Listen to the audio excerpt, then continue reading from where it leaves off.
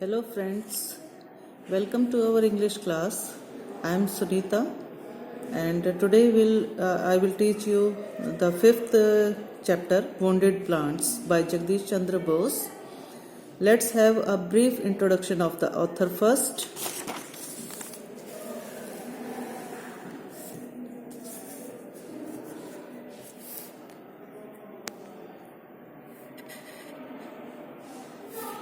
Jagdish Chandra Bose, his lifespan was from 1858 to 1937. He was a pioneer of modern science and scientific experiments in India. Bharat में वो आधुनिक विज्ञान और वैज्ञानिक प्रयोगों के पायनियर रहे, अग्रणी रहे हैं. He was a physicist by training, profession and his research interests. अपनी ट्रेनिंग से, अपने प्रोफेशन से और अपने रिसर्च इंटरेस्ट से वो फिजिसिस्ट थे, भौतिकवादी थे. Actually he was a biophysicist and biologist also. Jagdish Chandra Bose ने बहुत सारे अपने लाइफ में एक्सपेरिमेंट किए और उनके एक्सपेरिमेंट रिगार्डिंग द प्लांट्स बहुत ज़्यादा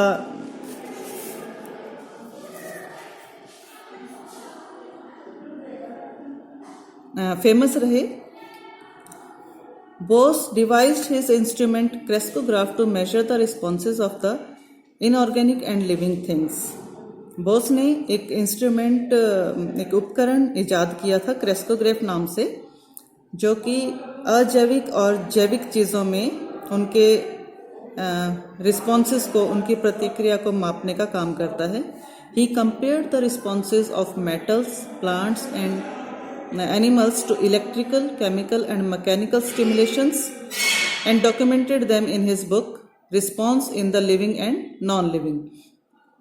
उन्होंने धातुओं के, पौधों के और प्राणियों के इलेक्ट्रिकल, विद्युत, रासायनिक और मैकेनिकल स्टिमुलेशंस के प्रति उनकी प्रतिक्रियाओं को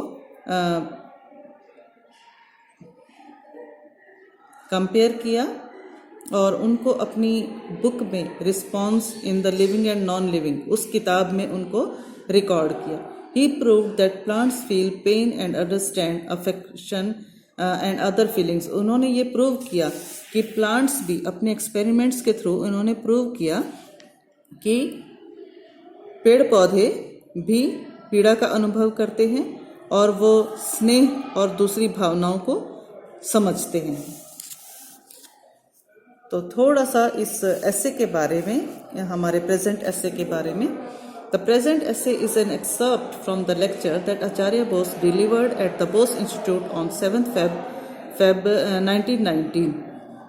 जो हमारा ये एसे है वुंडेड प्लांट्स, ये उनके आचार्य बोस के एक लेक्चर से लिया गया है और जो लेक्चर उन्होंने बोस इंस्टीट्यूट में 7 फरवरी 1919 को दिया था. इट वॉज पब्लिश्ड इन आनंद बाजार पत्रिका ऑन 10 February 1919. और ये उनका ये लेक्चर आनंद बाजार पत्रिका में, एक मैगजीन थी, उसमें 10 फरवरी 1919 को प्रकाशित हुआ. Here he draws our attention to the fact that our responses to the sufferings of human beings and plants are altogether different. तो अपने इस लेक्चर में या अपने इस एसे में वो ये हमारा ध्यान इस बात की और आकर्षित करना चाहते हैं कि हमारी प्रतिक्रियाएं मानव की पीड़ाओं के प्रति और पौधों की पीड़ाओं के प्रति बिल्कुल अलग होती हैं. We simply do not perceive plants sympathetically. हम पेड़ पौधों के प्रति हमदर्दी का रवैया नहीं रखते हैं. Hence we remain immune to the sufferings and pain that we cause them all the time. इसलिए हम पेड़ पौधों को जो पीड़ा, जो तकलीफ हर समय देते रहते हैं, उसके प्रति असंवेदनशील रहते हैं. He shows how plants behave like human beings. उन्होंने ये दिखाया कि कैसे, अपने एक्सपेरिमेंट्स के थ्रू ये दिखाया कि कैसे प्लांट्स ह्यूमन बींग्स की तरह ही बिहेव करते हैं, व्यवहार करते हैं. Feelings of happiness and sadness, birth, growth and death are experienced by plants in the same way as they are experienced by human beings. सुख का, उदासी का, जन्म, ग्रोथ, ये वृद्धि, मृत्यु, ये सब पेड़ पौधे भी उसी तरह से अनुभव करते हैं जिस तरह से मनुष्य अनुभव करते हैं इन सब चीज़ों का.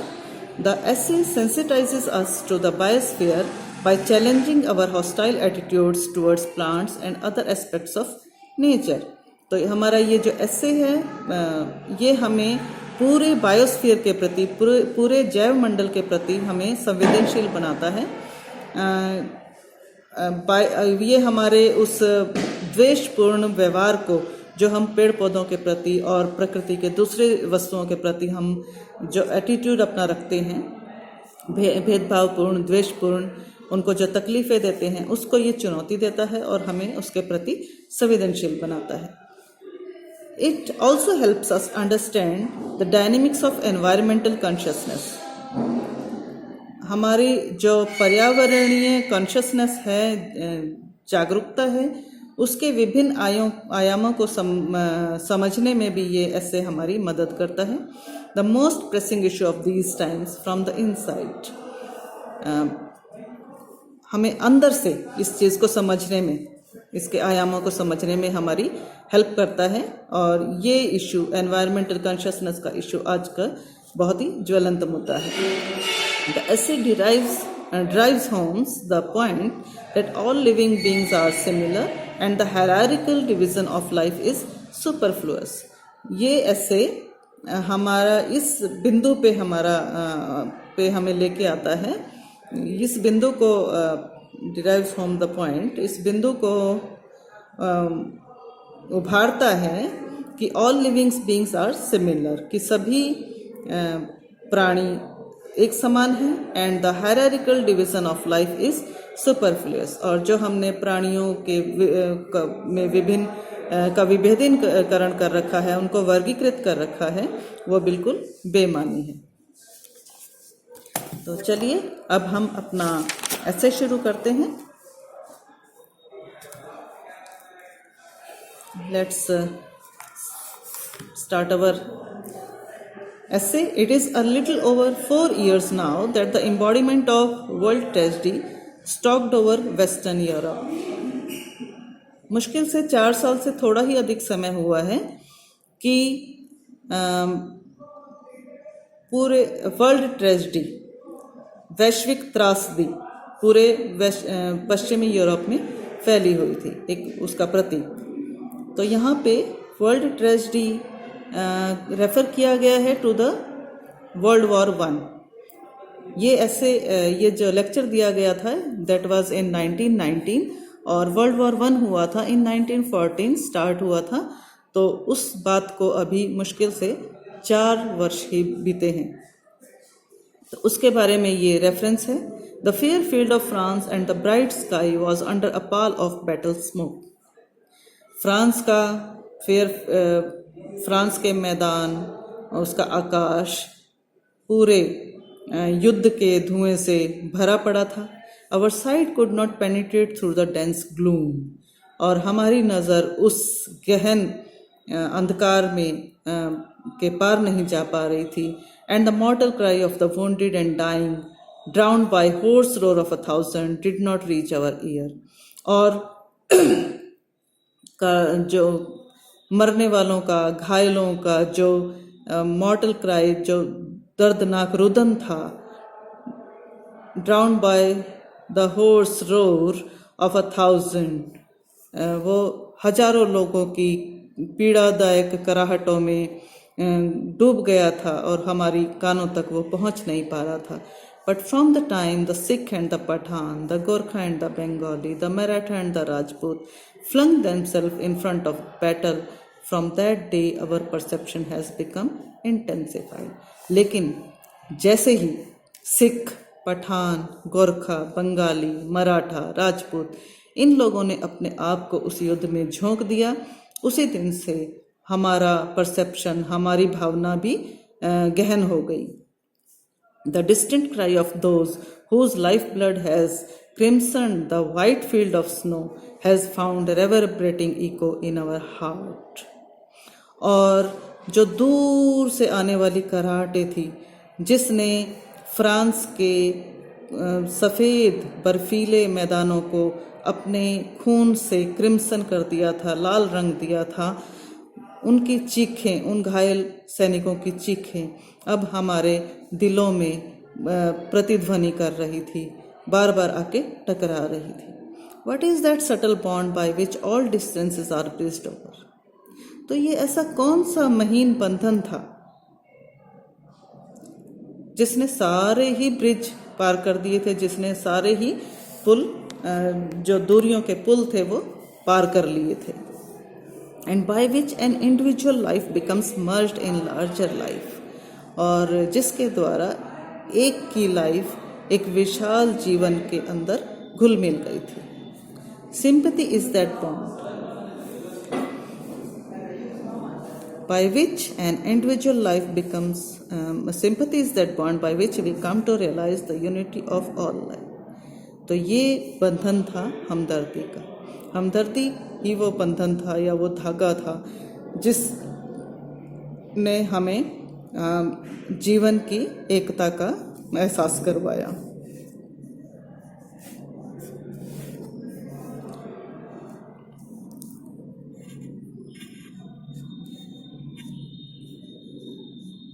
Before us are spread multitudinous plants.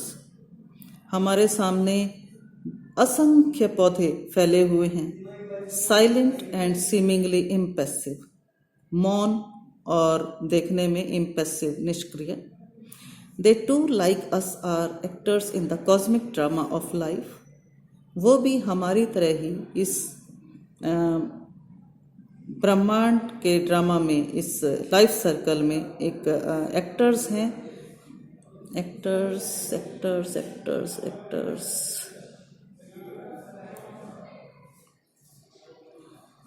Like us the play thing of destiny, वो भी हमारी तरह ही नियति के हाथों की कठपुतली हैं। In their chequered life, light and darkness, the warmth of summer and frost of winter, उनकी भी लाइफ हमारी ही तरह से चेंजेबल है, परिवर्तनशील है।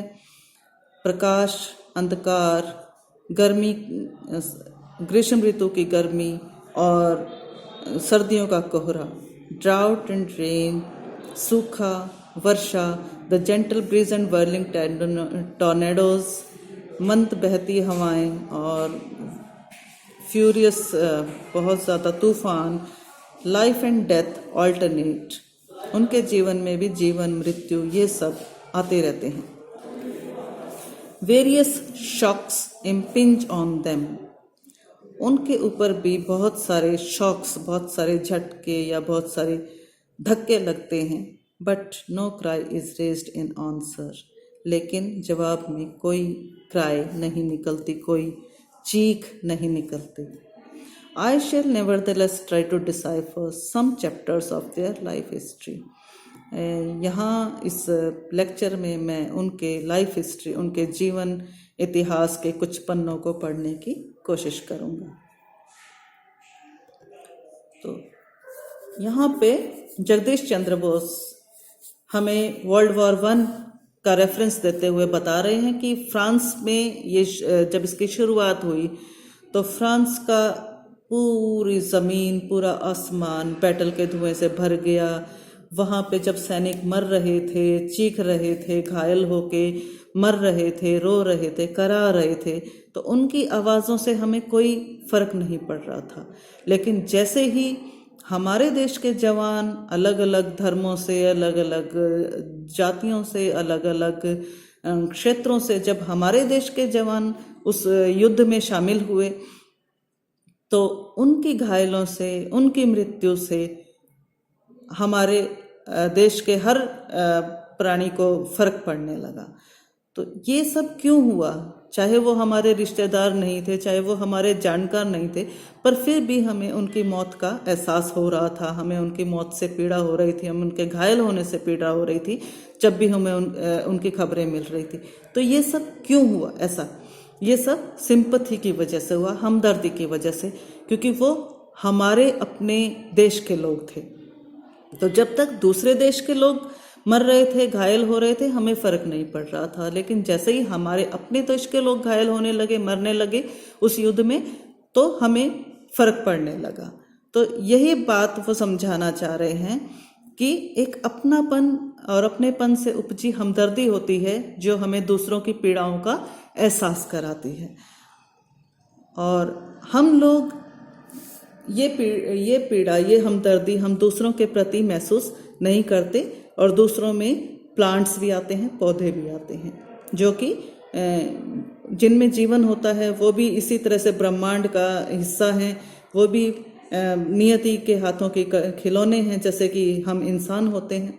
उनकी लाइफ में भी ये सब चीज़ें आती हैं, अंधकार, प्रकाश, ग्रीष्म, शरद, सूखा, वर्षा, कभी मंद हवाएं, कभी सुहानी हवाएं उनके जीवन में आती है, और कभी तूफानों के थपेड़े आते हैं। वो भी वो भी पैदा होते हैं, वो भी मरते हैं। लेकिन हमारी तरह, इंसानों की तरह, जब भी उन पे कोई तकलीफ उनको पहुंचाई जाती है तो वो जवाब नहीं दे पाते हैं हमारी तरह चिल्ला के, हमारी तरह बोल के। When a man receives a blow or shock of any kind, his answering cry makes us realize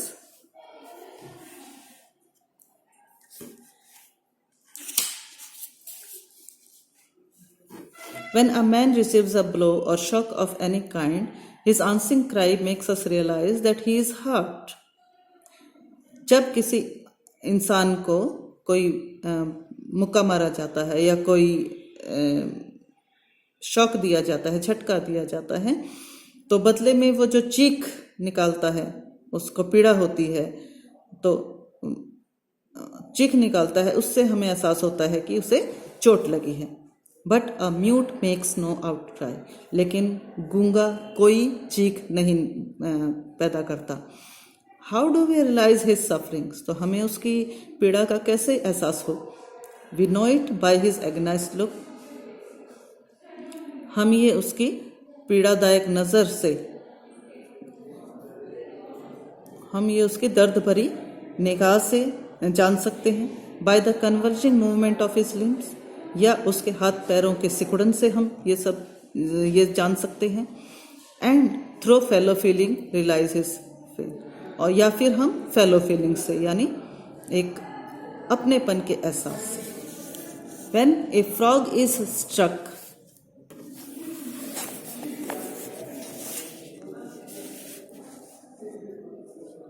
he does not cry, जब एक फ्रॉग को मारा जाता है, पीड़ा पहुंचाई जाती है, तो वो चिल्लाता नहीं। But its limbs show convulsing movement, लेकिन उसके जो हाथ पैर हैं वो सिकुड़न शो करते हैं, दिखाते हैं, सिकुड़ जाते हैं। But from this it does not follow that the frog is not hurt, लेकिन इससे ये ना समझा जाए कि फ्रॉग को चोट नहीं लगी। For some would argue that there is a great gap between us and lower animals, क्योंकि कुछ लोग इस बात को आर्ग्यू करते हैं, ये ऐसा कहते हैं कि हमारे बीच और तुच्छ प्राणियों के बीच में काफ़ी अंतर है। One who feels for the humblest of his creatures alone knows whether the frog is hurt or not. ऐसा प्राणी जो परमात्मा के छोटे से छोटे जीव के लिए संवेदनशील होता है, वो ही जान सकता है कि फ्रॉग को चोट लगी है या नहीं। ह्यूमन सिंपैथी ऑलवेज एस्पायर्स, मानवीय करुणा हमेशा ऊपर उठती है। It is sometimes extended up two equals, और कभी कभी ये सिर्फ अपने बराबरी के लोगों तक ही पहुंचती है। हार्डली एवर टू इन्फीरियर्स, अपने से नीचे के लिए ये नहीं होती। And so it happens that many would doubt whether the lowly and the depressed possess the fine sense of the exalted to feel the same joy and sorrow. इसलिए कुछ लोग ये शक कर सकते हैं, कुछ लोगों के मन में ये शंका होती है कि जो तुच्छ प्राणी हैं वो उसी तरह का खुशी या दुख फील करते हैं जैसा कि हम लोग करते हैं। एंड टू रिजेंट सोशल टेरनी, और सामाजिक अत्याचार को वो उसी तरह से उसका विद्रोह करते हैं। When human attitude is so finely discriminative as regards different grades of his own species, it might be extravagant to believe that the frog could have any consciousness of pain. एहसास। तो जब मानव का बिहेवियर, इंसानों का behaviour अपने ही प्रजाति के प्रति, यानी मानव का मानव के प्रति ही जब ऐसा भेदभावपूर्ण रवैया है, तो ये विश्वास करना तो बहुत दूर की बात है कि वो एक फ्रॉग के बारे में ये समझेगा कि फ्रॉग को भी पीड़ा का एहसास हो सकता है। A concession might however be made that the frog perceives a shock to which it responds by convulsing movements. हालांकि एक ऐसा कंसेशन बनाया जा सकता है, एक ऐसा कंसेशन कि frog perceives a shock to which it responds by convulsing, कि जब फ्रॉग को झटका दिया जाता है तो वो अपनी प्रतिक्रिया, अपने लिम्स को सिकोड़ के देता है। It is as well that we should be careful about the use of terms for an eminent biologist insisted it is as well that we should be careful about the use of terms for an eminent biologist insisted that animals never felt any pain. एक जाना माना जो जैव वैज्ञानी था, वो कहता है कि वो बड़ा जोर दे के इस बात को कहता है कि एनिमल्स कभी भी पेन महसूस नहीं करते हैं, उनको पीड़ा का एहसास नहीं होता। When an oyster is swallowed alive, it did not, according to him, feel any pain. जब एक ऑयस्टर को, ऑयस्टर एक समुद्री जीव होता है सीप के जैसा, जब उसको जीवित को ही निगला जाता है, तो इस जैव वैज्ञानिक के अनुसार वो कोई पेन, किसी तरह की पीड़ा उसको का एहसास नहीं करता, but rather a sensation of grateful warmth at contact with the elementary track. इसके विपरीत वो एक बहुत ही थैंकफुल, एक गर्मी का सा एहसास उसको होता है जब वो एलिमेंट्री ट्रैक, जो हमारा फूड जिस रास्ते से जा रहा है मुंह से लेके पेट तक, उस रास्ते जब वो जाता है तो एक अजीब सी उसको खुशनुमा गर्मी का एहसास होता है। The question will remain undecided for no one has yet return from the gastric cavity to of the tiger to expatiate on the exquisite sensation. लेकिन ये क्वेश्चन अभी तक अनडिसाइडेड, अनिश्चित रह गया है। डिसाइड करना, फैसला, इस पे अभी फैसला नहीं हुआ है कि वेदर उसको पेन फील होता है कि नहीं, क्योंकि आज तक कोई भी टाइगर के भोजन नाल से वापस जीवित बच के नहीं आया है, ये बताने के लिए कि उसको किस तरह का एहसास हुआ, खुशी का एहसास हुआ या नहीं हुआ।